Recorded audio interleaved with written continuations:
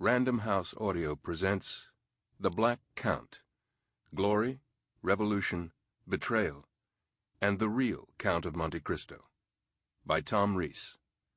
Read for you by Paul Michael. Prologue, Part 1. February 26th, 1806. It was nearly midnight on the night of February 26th, 1806, and Alexandre Dumas, the future author of The Count of Monte Cristo and the Three Musketeers, was asleep at his uncle's house. He was not yet 4 years old. He was staying there because his father was gravely ill, and his mother thought it best for him not to be at home. As the clock struck, he was awakened by a loud knock. By the light of a lamp that burned by the bedside, he saw his cousin sit up, visibly frightened. Alexandre got out of bed. He recalled in his memoirs, 40-some years later, "My cousin called to me.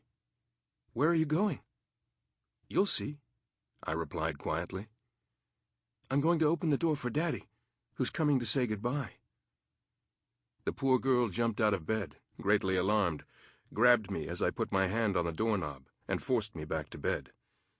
I struggled in her arms, shouting with all my strength, 'Goodbye, Daddy! Goodbye, Daddy!' The next morning the adults came to wake the children, and one of them told Alexandre the news that his father had died during the night. 'My daddy is dead,' I said. 'What does that mean?' 'It means that you won't see him again.' 'What do you mean I won't see Daddy again? Why won't I see him?' 'Because God has taken him back from you.' 'Forever?' 'Forever.' 'And you say that I'll never see him again? Never at all?' 'Never at all.' 'And where does God live?' 'He lives in heaven.' I thought hard about this for a minute. Even as a young child, even deprived of reason, I understood that something irreversible had happened in my life. Then, taking advantage of the first moment when they stopped paying attention to me, I got away from my uncles and ran straight to my mother's house. All the doors were open. All the faces were frightened. One felt that death was there. I went in without anyone's noticing or seeing me. I found a little room where the weapons were kept. I shouldered a gun that belonged to my father, and which he had often promised to give me when I got older. Then, armed with this gun, I climbed the stairs. On the second floor, I met my mother on the landing. She had just left the death chamber. Her face was wet with tears. 'Where are you going?' she asked me, surprised to see me there when she thought I was at my uncle's. 'I'm going to heaven,' I replied. 'What do you mean you're going to heaven? Let me pass.' 'And what will you do in heaven, my poor child?' 'I'm going there to kill God, who killed Daddy.' My mother seized me in her arms, squeezing me so tight I thought I would suffocate. Alexandre Dumas wrote those lines when he had just turned 45 and had decided it was time to reflect on his life. He never got past chronicling his 31st year, which was well before he had published a word as a novelist. Yet he spent more than the first 200 pages on a story that is as fantastic as any of his novels. The life of his father, General Alexandre Alex Dumas, a black man from the colonies who narrowly survived the French Revolution and rose to command 50,000 men. The chapters about General Dumas are drawn from reminiscences of his mother and his father's friends, and from official documents and letters he obtained from his mother and the French Ministry of War. It is a raw and poignant attempt at biography, full of gaps, omissions, and recreations of scenes and dialogue. But it is sincere. The story of his father ends with this scene of his death, the point at which the novelist begins his own life story. For anyone skeptical that a boy so young could recall such details, Dumas responded through the lips of the character Haiti, a white slave in the Count of Monte Cristo. Aide's father died when she was 4, betrayed and murdered by one of the main villains in the novel. After speaking movingly of her father, she tells the Count, "I was 4 years old, but as the events held a supreme importance for me, not one detail has left my mind, not one feature has escaped from my memory." To remember a person is the most important thing in the novels of Alexandre Dumas.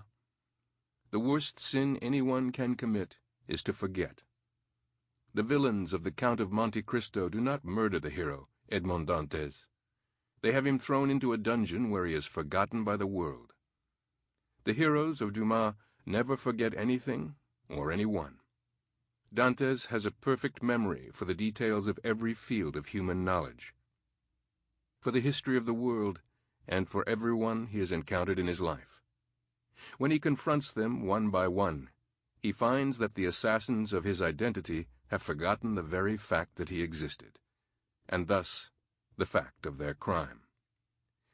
I undertook the project of reconstructing the life of the forgotten hero General Alexandre Dumas because of that passage in his son's memoirs, which I read when I was a boy, and have always remembered. Prologue, Part 2. January 25th, 2007.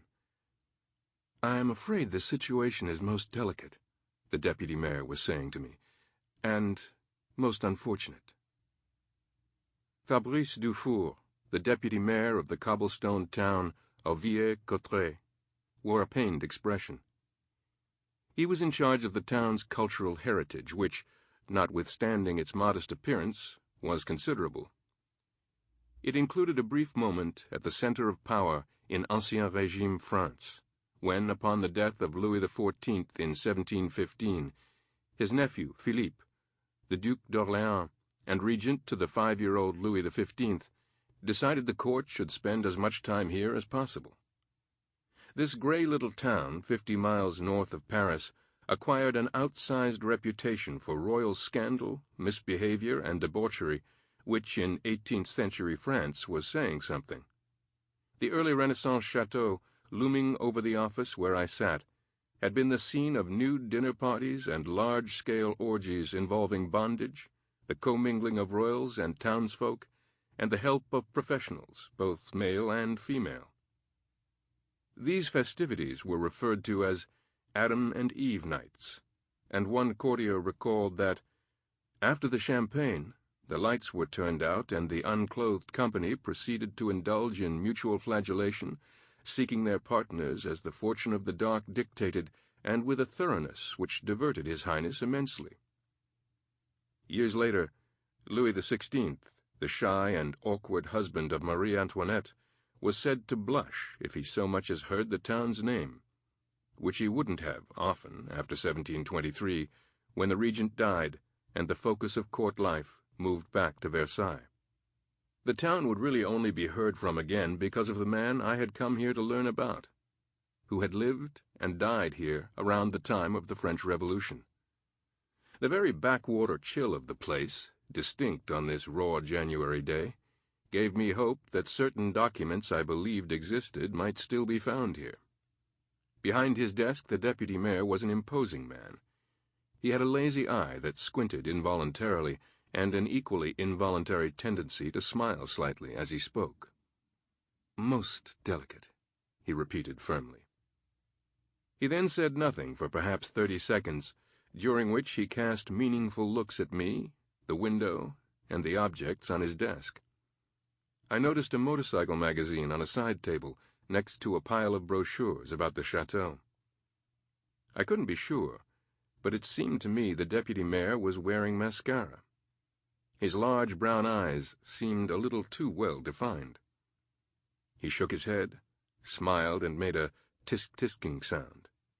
"Sir, I know you have come all the way from America to see her, but I'm afraid it will be impossible to arrange." I began mentally preparing the appropriate speech of protest in French. More than any other culture on earth, the French respect protest, which is why they regularly tie up their crucial industries and institutions in nationwide strikes.